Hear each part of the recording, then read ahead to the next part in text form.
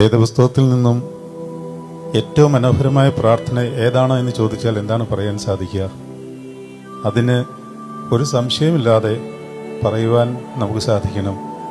ആ പ്രാർത്ഥന, കർത്താവായ യേശുവേ, ദാവീദ് പുത്ര, പാപിയായ എന്നോട് കരുണയുണ്ടാകണമേ.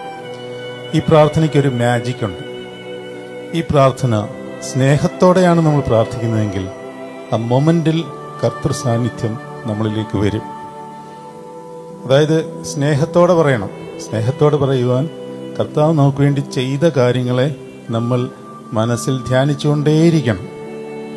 അതേത് സമയം എന്നില്ല. അങ്ങനെ ധ്യാനിച്ചുകൊണ്ടിരിക്കുമ്പോൾ കർത്താവിനോട് സ്നേഹം വർദ്ധിക്കും.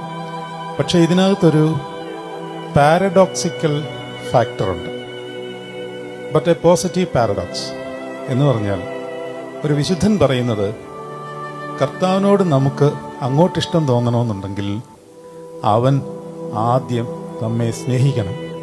If you want to love Christ, he should first love U.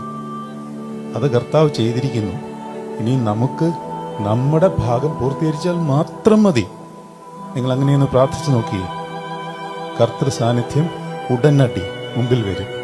കുഷ്ഠരോഗി പ്രാർത്ഥിച്ചു, കർത്താവേ, എന്നോട് കരുണ ചെയ്യണമേ. അവൻ അപ്പോൾ തന്നെ തിരിഞ്ഞു. ചുങ്കക്കാരൻ സ്വർഗത്തിലേക്ക് നോക്കി മാറത്തടിച്ചുകൊണ്ട്, കർത്താവേ, പാപിയ എന്നോട് കരുണയുണ്ടാകണമേ എന്ന് നിലവിളിച്ചപ്പോൾ അവൻ ഉടനടി നീതീകരിക്കപ്പെട്ടു. നമുക്കും അങ്ങനെ തന്നെ പ്രാർത്ഥിക്കാം.